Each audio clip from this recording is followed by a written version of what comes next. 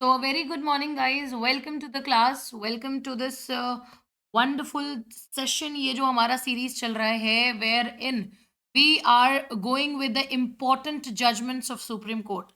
अभी तक के जितने भी landmark judgments हुए हैं, whatever the landmark judgments have taken place in the history of India by the Supreme Court of India, ये सारे important, ये सारे landmark judgments को आज basically इस सीरीज में हम आ गए हैं और आज इसका लेक्चर नंबर 5 आज यहाँ पे कवर करेंगे। The case that we have taken today is Golaknath case 1967। तो अभी तक आपने देखा है right from the very beginning of India's independence, मतलब कि भारत जैसे ही स्वतंत्र होता है 1947 के बाद से, उसके बाद धीरे धीरे जिस तरीके से स्ट्रक्चर ऑफ कॉन्स्टिट्यूशन को चैलेंज किया गया है, ये आपके यूपीएससी पर्सपेक्टिव से बहुत ही ज़्यादा इम्पोर्टेंट एक फैक्टर बन जाता है, ताकि आपको पता हो whenever you are studying Indian polity, जब भी आप इंडियन पॉलिटी पढ़ रहे हैं, ऐसे न्यूमरस केसेस का जिक्र किया जाएगा। गोलकनाथ केस हो गया, इसके पहले हम लोगों ने रोमेश थापर का केस देखा है।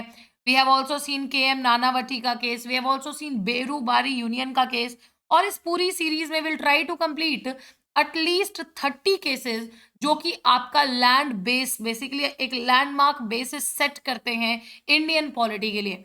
तो whenever you will be talking about fundamental right, जब आप मौलिक अधिकारों की बात करेंगे, जब आप अपने फंडामेंटल ड्यूटीज की बात करेंगे, when you will be talking about your directive principles of state policy, जब आप डीपीएसपी वर्सेस फंडामेंटल राइट की बात करेंगे, तो आपके पास हमेशा से central government versus state government की बात करेंगे, आर्टिकल 368 के बारे में जब आप पढ़ेंगे, इमरजेंसी प्रोविजंस के बारे में जब आप पढ़ते हैं, आप राइट टू प्रॉपर्टी जिसको कि रिपील किया गया, उसको एक लीगल राइट बनाया गया फंडामेंटल राइट से, जब आप उसके बारे में पढ़ते हैं, because since you already know UPSC में इंडियन पॉलिटी का कितना वेटेज है, और जितने भी टॉपिक्स अभी मैंने आपको बोले हैं, ये सारे टॉपिक्स इसका बेस फॉर्म करते हैं।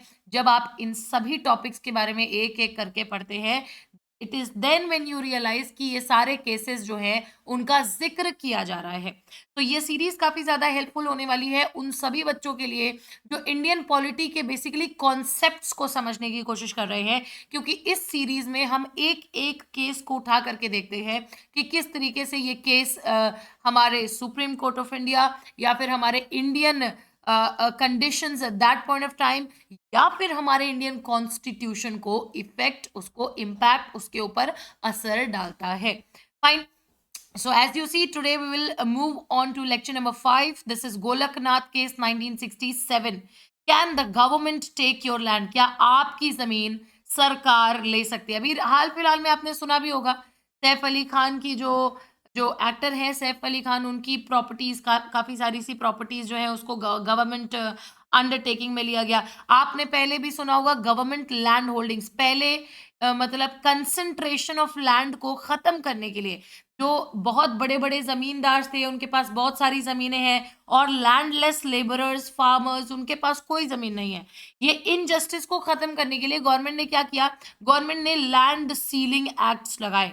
लैंड सील किया और उसके बाद क्या किया? इसको रीडिस्ट्रीब्यूट करने का काम किया।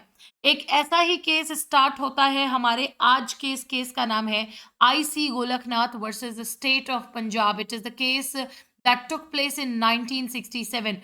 But as I rightly say, मैं आपको कहा भी करती हूँ कि कोई भी केस एक साल में अगर हो रहा है, तो इसके पीछे की जो भूमिका है ना, ये भूमिका काफी पहले से इसकी रखी जा रही है।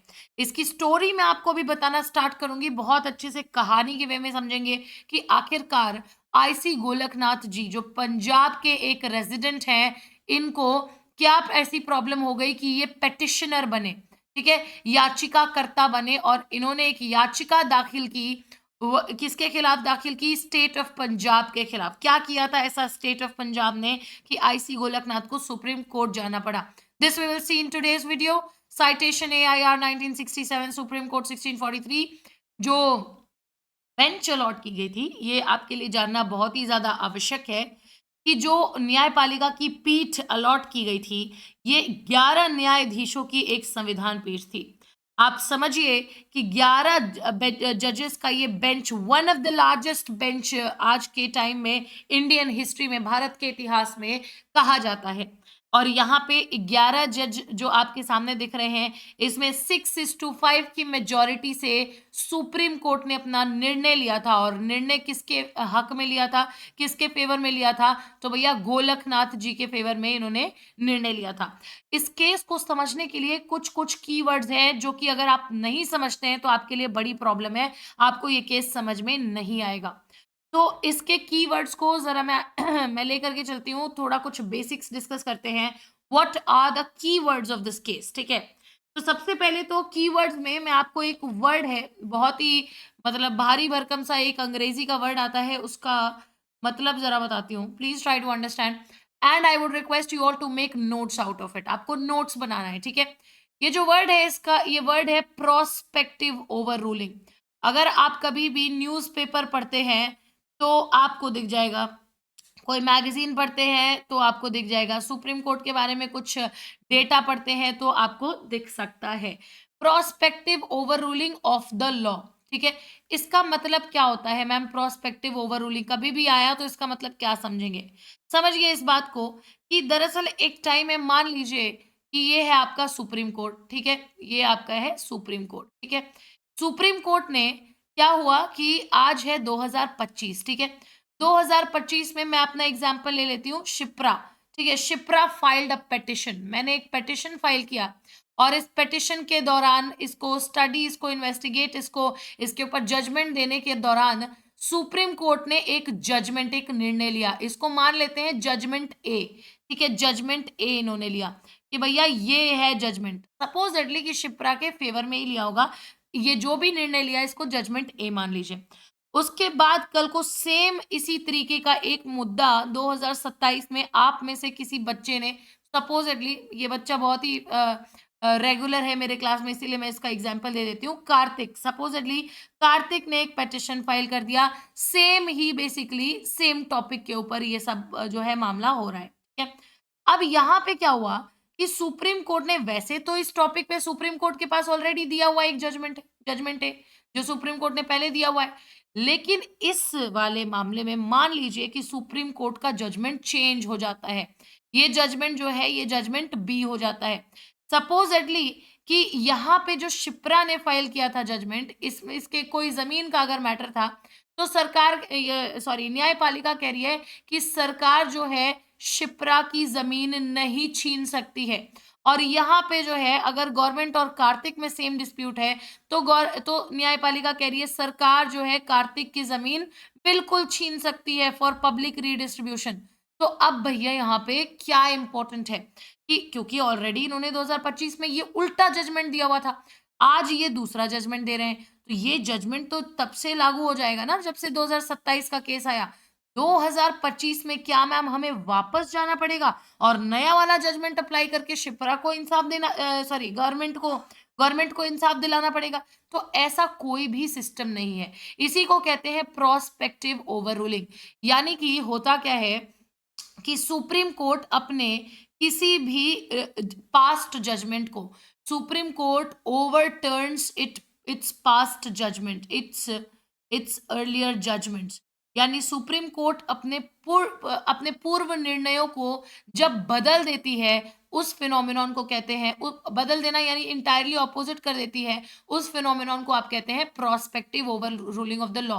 ऐसे लॉ में मुख्य बात क्या है, नोट करने वाली बात क्या है कि ये कब कब अप्लाई होता है? This applies only only after the ओवरटर्न्ड decision.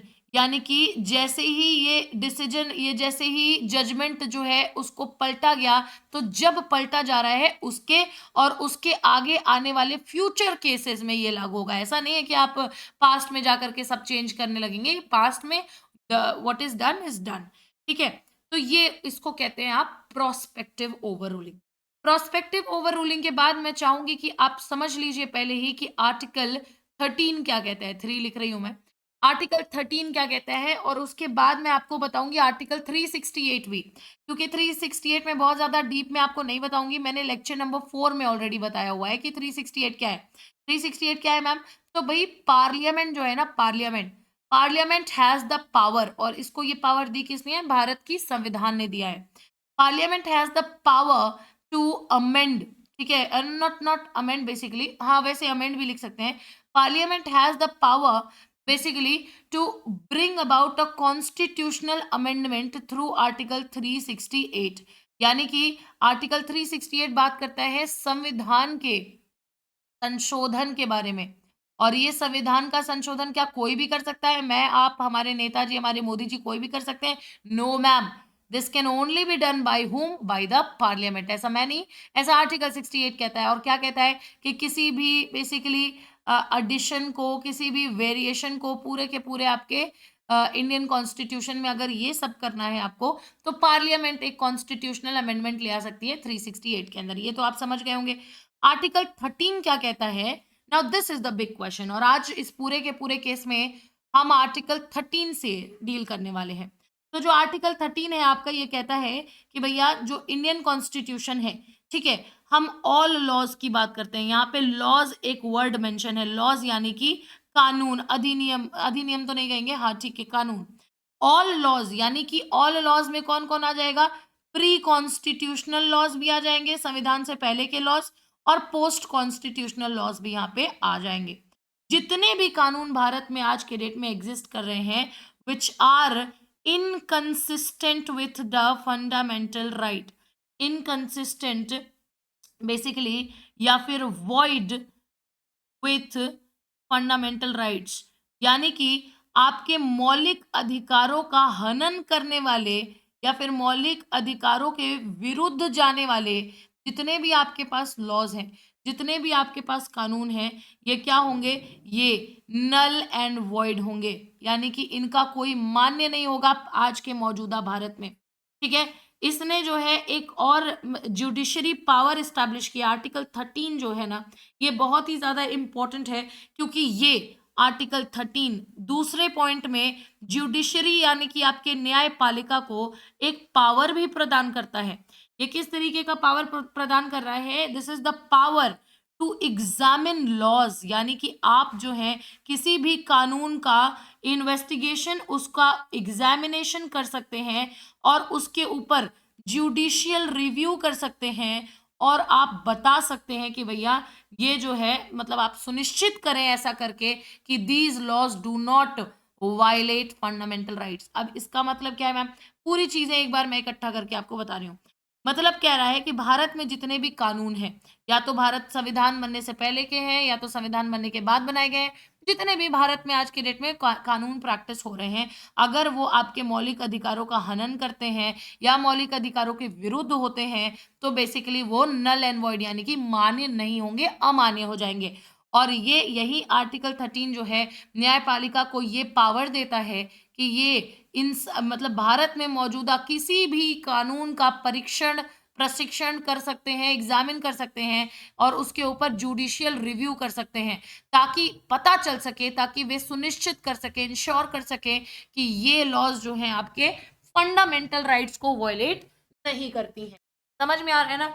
And this is how the entire picture is getting started. आपका जो है पूरा का पूरा केस जो है गोलकनाथ केस, यहाँ पे पूरे गोलकनाथ केस में बात ही हो रही है आर्टिकल 13 की।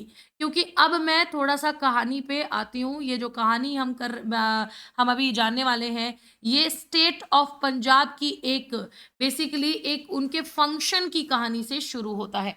आई होप आपको बैकग्राउंड बेसिक्स ये समझ में आ गए होंगे। अगर ये बेसिक्स समझ में आ गए हैं तो अब आपको केस समझने में कोई भी परेशानी, कोई भी दिक्कत नहीं होगी। फाइन, आप देख रहे हैं बैकग्राउंड से जरा मैं स्टार्ट करती हूँ, बहुत ही ध्यान से सुनेंगे, बहुत ही ध्यान से सुनेंगे। एंड आई वुड वांट कि आप सब लोग इसका जो है प्रॉपर नोट्स भी बनाते चलें, ताकि आपको आगे चल करके कोई बर्डन ना हो। ऑलरेडी हम इतने ज़्यादा स्ट्रेच करके इसको डिस्कस कर रहे हैं, तो आपको लर्न करने के लिए भी अलग से बैठने की जरूरत नहीं है। ठीक है, बैकग्राउंड में पॉइंट नंबर 1, 1953 में कुछ बहुत बड़ा हो रहा है। 1953 वो टाइम है बच्चों, जब आप देखेंगे कि पंजाब की जो सरकार है ना, पंजाब की जो स्टेट गवर्नमेंट है, हम सेंट्रल गवर्नमेंट की बात नहीं कर रहे हैं, हम स्टेट गवर्नमेंट की बात कर रहे हैं। ध्यान से सुनेंगे। पंजाब की जो स्टेट गवर्नमेंट है, ये एक कानून पारित करती है। It enacted a law, it enacted actually में एक एक्ट, ठीक है, और उस एक्ट का नाम था पंजाब, ठीक है, Punjab security of land tenures, ठीक है, लैंड टेन्योर्स एक्ट ऑफ 1953। ये एक एक्ट का नाम है जो कि पंजाब की जो स्टेट गवर्नमेंट है ये इनैक्ट कर लेती है। इस पूरे के पूरे आप देखेंगे इस पूरे के पूरे अधिनियम में, इस पूरे के पूरे एक्ट में, इस एक्ट को क्या किया गया, नाइन्थ शेड्यूल में इसको प्लेस किया गया। आपके भारत के संविधान के यानी इंडियन कॉन्स्टिट्यूशन के नाइन्थ शेड्यूल में प्लेस किया गया इस एक्ट को। ये एक्ट जो है बेसिकली आप देखेंगे 17वां संविधान संशोधन अधिनियम जो कि आपका 1964 में हो रहा है, उसके तहत नाइन्थ शेड्यूल के अंदर आपका ये जो Punjab security of land tenures act है उसको भारत के संविधान में रख दिया गया है। यानी कि ये कहानी बेसिकली ये है कि ये न सिर्फ ये एक्ट इनैक्ट किया गया बल्कि पंजाब की सरकार ने क्या किया, यहाँ पे पंजाब की सरकार ने security of land tenures act को पूरे के पूरी तरीके से कॉन्स्टिट्यूशनल भी बना दिया, इसको संविधान के नाइन्थ शेड्यूल में ऐड करके। अब आप देखिए दूसरा पॉइंट आता है गोलकनाथ फैमिली। गोलकनाथ फैमिली किस तरीके से पिक्चर में आई, तो ये जो पूरी फैमिली है बच्चों, ये Golaknath family, they are the residents of Punjab, और पंजाब में इनके पास लगभग लगभग 500 एकड़ की जमीन है। 500 एकर्स ऑफ लैंड होल्डिंग्स है इनके पास। तो सरकार ने कहा इनसे, पंजाब की सरकार ने अपनी अथॉरिटी, अपने पावर को Punjab security of land tenure act 1953 के तहत एक्सरसाइज करते हुए बोला कि भैया गोलकनाथ जी सुनो, आप जो है ना, आप केवल और केवल 30 एकड़ जमीन अपने पास रख सकते हैं। 30 एकड़ ही लीगली आपको अलाउड है, आप रख सकते हैं। बाकी सारा जो है सरकार जब्त कर रही है, लैंड सील कर रही है, और ये हम क्या करेंगे, इसका हम रीडिस्ट्रीब्यूशन करेंगे। ठीक है, आप तो जानते हैं ये वो वक्त है जब भारत में लैंड रिफॉर्म्स आ रहे हैं। तो लेकिन यहाँ पे सबसे बड़ा मुद्दा तब खड़ा हो जाता है जब यही जो आपके गोलकनाथ हैं, आप क्योंकि जानते हैं ये टाइम क्या चल रहा है, 1967 चल रहा है, ठीक है। इस समय आपके फंडामेंटल राइट्स, आज के डेट में 6 फंडामेंटल राइट्स जो हैं वो उस समय 7 हुआ करते थे। देयर वर 7 फंडामेंटल राइट्स, और एक इसमें से जो एक फंडामेंटल राइट था वो क्या था, राइट टू प्रॉपर्टी। यानी कि आपका राइट टू प्रॉपर्टी, यानी कि आप जो संपत्ति का अधिकार है ये भी आपका एक मौलिक अधिकार हुआ करता था। तो it was the very time of 1967 my dear friends that you see कि ये गोलकनाथ जी ने सेम यूज किया। ये आप देख रहे हैं, ये जो सेम फंडामेंटल राइट है इसको यूज करके, using which Golaknath what he did, Golaknath ने एक रिट पिटिशन फाइल की। ही फाइल्ड अ रिट पेटिशन। और रिट पेटिशन कहाँ पे फाइल की थी भाई, तो रिट पेटिशन अगर हाई कोर्ट में फाइल की होती तो आर्टिकल 226 होता, लेकिन रिट पिटिशन सुप्रीम कोर्ट में फाइल की तो यहाँ पे आर्टिकल 32 यानी राइट टू कॉन्स्टिट्यूशनल रेमेडीज का इस्तेमाल करके इन्होंने सुप्रीम कोर्ट में एक रिट पिटिशन फाइल की। रिट पिटिशन कब फाइल करते हैं मैम, जब आपको लगे कि आपके फंडामेंटल राइट्स का हनन हो रहा है तो आप रिट पिटिशन फाइल कर सकते हैं। समझ में आ रहा है। उसके बाद इन्होंने क्या कहा, इन्होंने कहा कि भैया ये जो पंजाब की सरकार का ये पूरा का पूरा ये एक्ट है ना, ये एक्ट मेरे राइट टू प्रॉपर्टी का वायलेशन कर रहा है, और राइट टू प्रॉपर्टी जो कि एक फंडामेंटल राइट है, इसका वायलेशन हमारा संविधान कभी भी अलाउ नहीं करता है। इसी पूरे के पूरे रन में जरा आप देखेंगे, मैं आपको कुछ क्वेश्चंस दिखाती हूँ कि क्या क्या क्वेश्चंस आए इनके सामने। आप देखेंगे कि गोलकनाथ परिवार पंजाब में लगभग 500 एकड़ जमीन का मालिक था, and Punjab security of land tenures act जो कि 1953 में आया, इसके तहत राज्य सरकार ने जमीन की सीलिंग यानी कि सीमा तय की। यानी कोई भी व्यक्ति केवल निश्चित मात्रा तक जमीन रख सकता है, और ये निश्चित मात्रा क्या थी, 30 एकड़। इन लोगों ने कहा 30 एकड़ रख लो, उसके बाद जो है आप यहाँ से दिखाई भी मत देना। उसके बाद 500 में 30 घटाओ भाई, कितना हो जाएगा, 470 एकड़ को ये रीडिस्ट्रीब्यूशन के लिए दे देंगे, ऐसा कहा। बाकी जमीन सरकार ले लेगी ताकि भूमिहीन किसानों यानी कि जो आपके लैंडलेस वो है, लैंडलेस एग्रीकल्चरल है या फार्मर है, उनको रीडिस्ट्रीब्यूट यानी बांटा जा सके। अब गोलकनाथ परिवार ने इसका विरोध किया और कहा कि यह उनके मौलिक अधिकार, और कौन से मौलिक अधिकार, अनुच्छेद 19 एक एफ और अनुच्छेद 31 जो कहता था संपत्ति का अधिकार, right to hold and acquire property, इसका उल्लंघन है। And this very case brought Golaknath family challenging this entire Punjab Security of Land Tenures Act 1953, wherein they claimed their right to property and the fundamental rights under Article 19 they being violated। और इस तरीके से सरकार के इस फैसले को ये 1967 में चैलेंज कर देते हैं सुप्रीम कोर्ट में। अब चैलेंज कर दिया है सुप्रीम कोर्ट में, तो आप मुझे बताइए कि पेटिशनर कौन है? पेटिशनर यानी कि याचिकाकर्ता कौन है? और आप मुझे कमेंट सेक्शन में पेटिशनर कौन है ये लिख के बताएंगे, और रिस्पोंडेंट कौन है। ठीक है, जो है रिस्पोंडेंट कौन है और पेटिशनर कौन है। और स्टेट ऑफ पंजाब के खिलाफ केस हुआ है, केस करने वाले जो है गोलकनाथ है। आप मुझे बताएंगे पेटिशनर कौन है, रिस्पोंडेंट कौन है। ठीक है, उसके बाद आप देखते हैं सुप्रीम कोर्ट, यानी आपकी जो है ये न्याय प्रणाली सुप्रीम कोर्ट जो है आपकी, इसके सामने एक बहुत बड़ा सवाल खड़ा हो गया। यहाँ उच्च न्यायालय के बाद उच्च न्यायालय सर्वोच्च न्यायालय के सामने आपके बहुत बड़ा एक क्वेश्चन रेज हुआ कि क्या संसद को संविधान संशोधन यानी कि आपके कॉन्स्टिट्यूशनल अमेंडमेंट यानी आर्टिकल 368 के अंदर जो संविधान संशोधन का पावर संसद को दिया गया है, क्या इसके तहत मौलिक अधिकारों को बदलने या हटाने का भी अधिकार है? The question was, can Parliament amend fundamental rights given in Part 3 of the Indian Constitution, or does the Parliament have unlimited power to amend the Constitution under Article 3? This is the beauty of it. पिछले case में जब हम Berubari union पढ़ रहे थे तो मैंने आपको बताया था कि किस तरीके से नेहरू नून एग्रीमेंट हुआ था, और इस नेहरू नून एग्रीमेंट के तहत ये पॉलिटिकल एग्जीक्यूटिव्स ने डिसाइड कर लिया कि ठीक है तुम बेरूबारी ले लो, हमें ये वाला एरिया दे दो। फिर कहा न्यायपालिका ने कि नहीं, आप अकेले डिसाइड नहीं कर सकते हैं, आप इंडिपेंडेंट पावर एक्सरसाइज नहीं कर रहे हैं इंडिया में।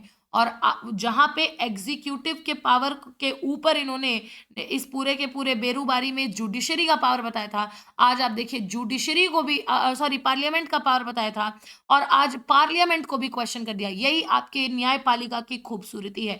It can at any point of time, being any point of situation, bring anybody in question, bring any power, any function into question।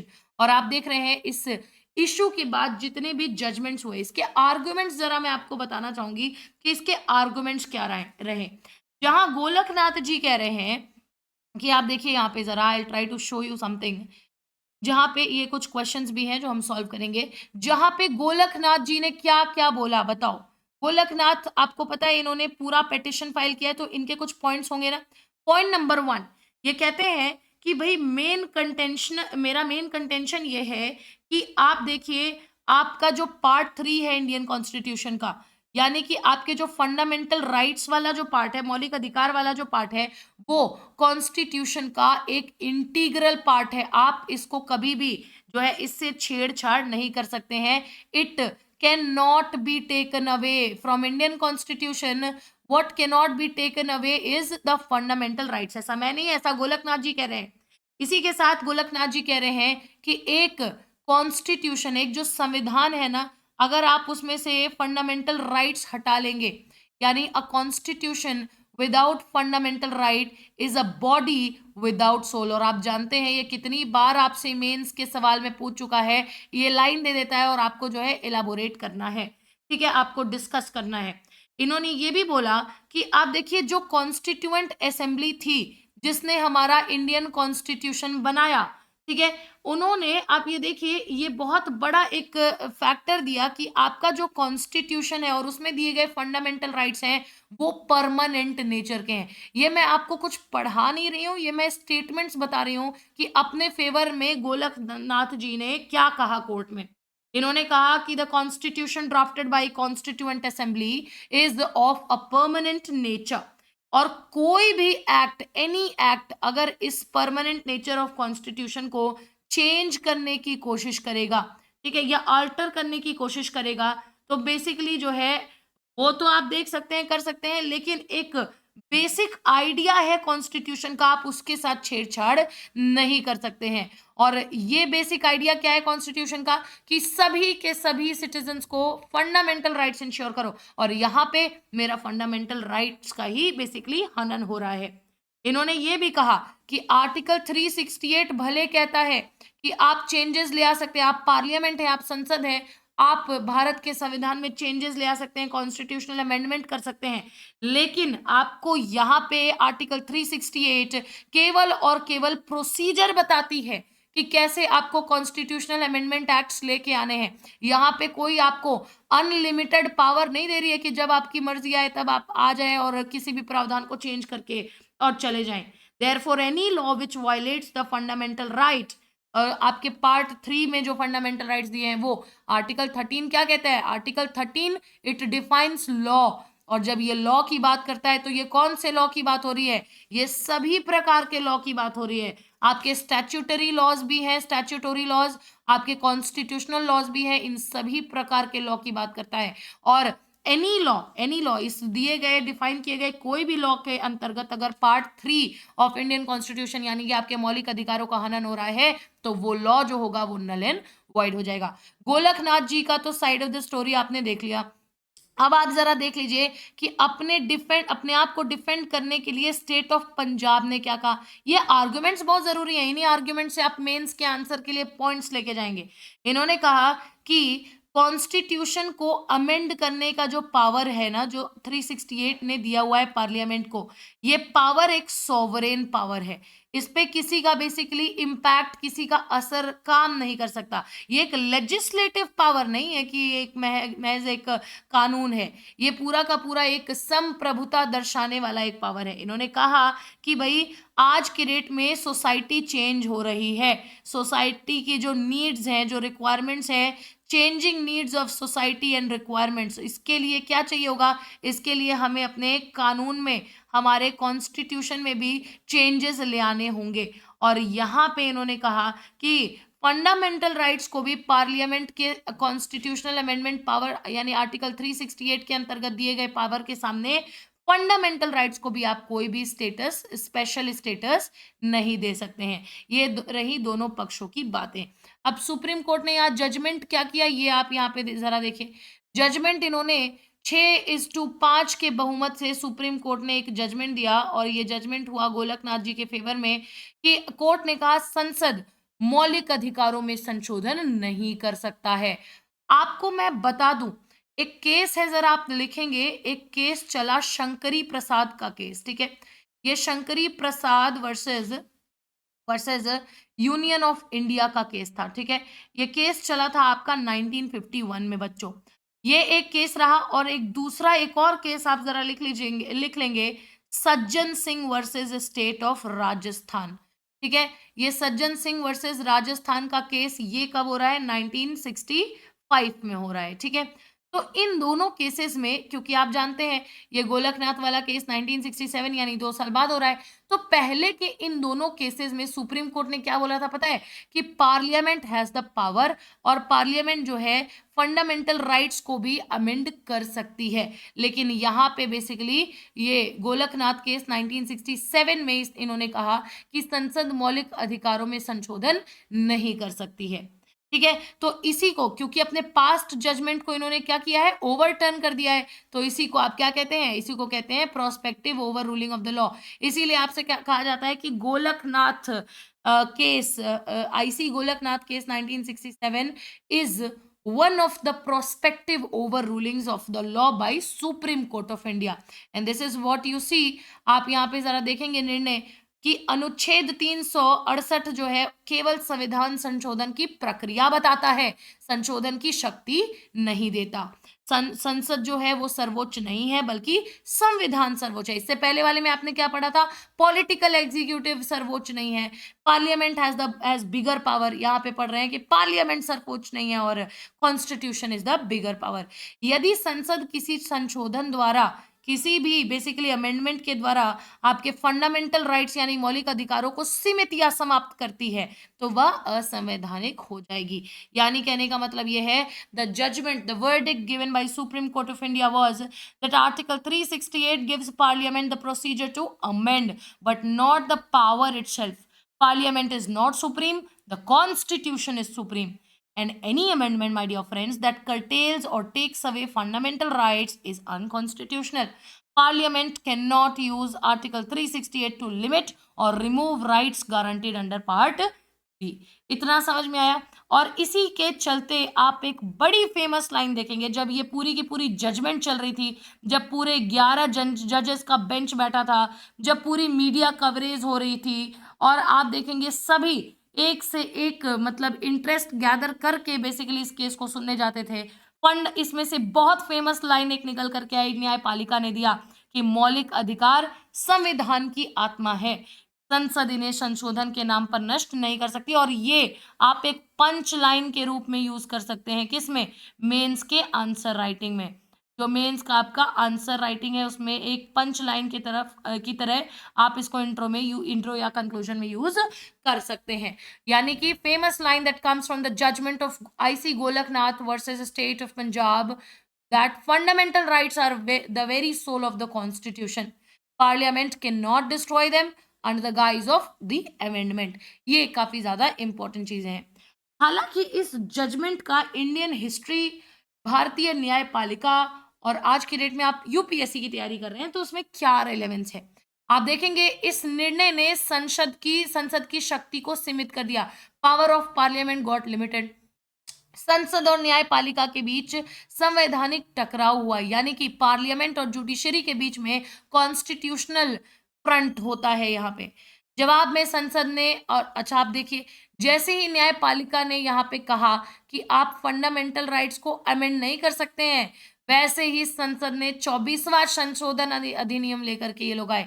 यानी कि just after the Golaknath case आपके parliament ने क्या किया, 24th अमेंडमेंट लेकर के आए 1971 में, उसको पारित किया, जिसमें कहा गया था कि संसद को संविधान के किसी भी भाग, यहाँ तक कि मौलिक अधिकारों में भी संशोधन करने का अधिकार है।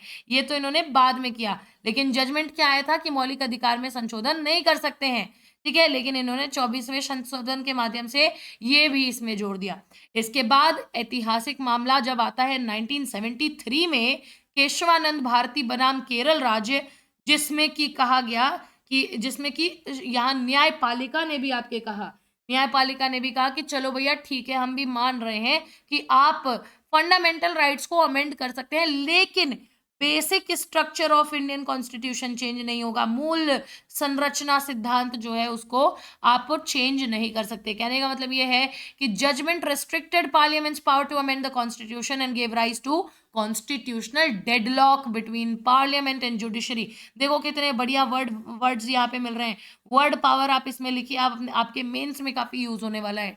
And to counter it, parliament later on क्या करता है, 24th अमेंडमेंट एक्ट पास कर देता है, जहां पे explicitly gave the power to amend any part of the constitution including the fundamental rights. और अल्टीमेटली केशवानंद भारती केस अब 1973 में आएगा, और वहां सुप्रीम कोर्ट भी बोलेगी कि आप चेंजेस करो, लेकिन basic structure of the Indian constitution को बेसिकली हार्म नहीं होना चाहिए।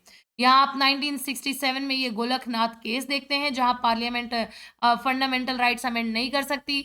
1971 में आप 24th अमेंडमेंट देखते हैं, जहां पार्लियामेंट अपने पूरे पावर को रिस्टोर करती है। और 1973 में आप केशवानंद भारती केस देखते हैं, जहां कहा जाता है कि parliament can amend but they can not destroy basic structure, and this is how entire events took place.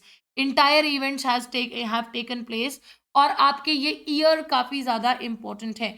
आप देख रहे हैं गोलकनाथ केस, 24वां संशोधन, केशवानंद भारती केस। और देखिए केशवानंद भारती के केस में संशोधन जो आप देख रहे हैं, जैसे अभी क्या था कि गोलकनाथ में इन्होंने कहा कि आप फंडामेंटल राइट्स को अमेंड नहीं कर सकते हैं, लेकिन आपने केशवानंद भारती में कहा कि आप फंडामेंटल राइट्स को अमेंड कर सकते हैं, but keeping in mind the basic structure of the Indian constitution. तो यहाँ पे भी डिसीजन चेंज हुआ ना पहले से, तो इसको भी क्या कहेंगे, prospective over ruling of the basically law. समझ में आ रहा है ना? और इसी के साथ आई होप आपको पूरी की पूरी जजमेंट स्टोरी, ये पूरा कलरेबल एक्सरसाइज जो आपकी इंडियन जुडिशरी की एक एफिशिएंसी को दर्शाता है और इंडियन कॉन्स्टिट्यूशन के एक सिद्धांत को दर्शाता है, ये सब आपको समझ में आया होगा। क्योंकि आप जानते हैं मेंस ओरिएंटेड काफ़ी ज़्यादा मतलब अच्छे से प्रिपेयर कर रहे हैं हम, और प्रीलिम्स ओरिएंटेड भी क्वेश्चंस हम यहाँ पे लगाते हैं। तो आपके सामने दिए गए आपके जितने भी ऑप्शंस हैं उसमें से प्रश्न आपसे पूछ रहा है, IC Golaknath versus state of Punjab 1967 मामले में सुप्रीम कोर्ट ने क्या निर्णय दिया। आप मुझे कमेंट सेक्शन में फटाफट लिखिए, अभी तुरंत लिख करके बताइए कमेंट सेक्शन में, क्या संसद मौलिक अधिकारों में संशोधन कर सकती है, ऐसा कहा था, या संसद मौलिक अधिकारों में संशोधन नहीं कर सकती है, ऐसा कहा था गोलकनाथ केस में, या संसद मौलिक अधिकारों को हटा सकती है, या संसद और न्यायपालिका दोनों मौलिक अधिकारों में संशोधन कर सकते हैं।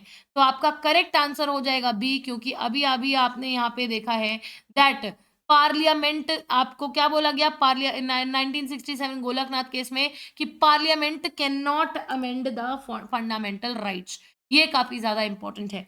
ये आपका what was the main verdict of supreme court in IC Golaknath versus state of Punjab? Parliament can amend the fundamental right? No. Parliament can delete any fundamental right? No. Both Parliament and judiciary can amend fundamental right? No. So the correct answer will be Parliament cannot amend fundamental rights. आपके सामने आपका दूसरा जो सवाल है, IC Golaknath case 1967 का संबंध किस अनुच्छेद से है? क्या ये आर्टिकल 32 के तहत इंपॉर्टेंट है, या 19, या 368, या 370? तो आपके सामने The Golaknath case 1967 is primarily to which article of the Indian Constitution? आप जानते हैं कि यहाँ पे सबसे बड़ा चेंजेस कहाँ पे आने के लिए बोला जा रहा था? आर्टिकल 368 में। तो आपका करेक्ट आंसर क्या हो जाएगा? आर्टिकल 368। समझ में आ रहा है ना? ये काफी ज्यादा इंपॉर्टेंट है क्योंकि इसी के जस्ट बाद 24th अमेंडमेंट एक्ट हो गया जो कि 368 में भी चेंजेस लेकर के आता है। और इस केस का आज का आखिरी प्रश्न लेक्चर नंबर 5 का, गोलकनाथ केस के बाद संसद ने कौन सा संशोधन पारित किया ताकि वह मौलिक अधिकारों में फिर से संशोधन कर सके? 42 था, 24 था, 44 था, या 52 था? आप देखेंगे which constitutional amendment act was passed to nullify the effects of Golaknath judgment in 1967? Was it 42nd Amendment Act? Was it 24th Amendment Act? Was it 44th Amendment Act? और was it 52nd Amendment Act? तो आप ये question number 3 का जो correct answer है वो मुझे comment section में लिख करके जरूर बताएंगे। ठीक है, इसका करेक्ट आंसर हम कल की क्लास में डिस्कस करेंगे। जो आपकी अपकमिंग क्लास है उसके लिए आपको देखते रहना है। ठीक है, आपको you please keep on scrolling through YouTube of Race IAS, वहां पे आपको जितने भी शेड्यूल क्लास हैं वो भी आपको दिख जाएंगे। ठीक है, और इसी के साथ ये जो बैकग्राउंड इन्फॉर्मेशन मैंने आपको दी है ये काफी ज्यादा इंपॉर्टेंट बैकग्राउंड इन्फॉर्मेशन है, और यहाँ पे इस क्लास को वाइंड अप करेंगे। Thank you very much for being here with me on this platform, और जितने भी लेक्चर्स हैं do make sure that you share them max to max जितना भी हो सके, and please do attend the regular classes. आपका जो 29 के बाद आपके one more information I would like to give you is 29th of October 2025 के बाद आपकी एनसीईआरटी की क्लासेस रिज्यूम हो जाएंगी, and 1st of November is your test, और ये टेस्ट होगा आपके इन्हीं जो 30 केसेस मैं आपको यहाँ पे करवाऊंगी, इन्हीं 30 केसेस का ये एक टेस्ट होगा। Thank you very much dear students, we will meet again in the next lecture. This is Shipra and I will take a leave. Thank you and जय हिंद।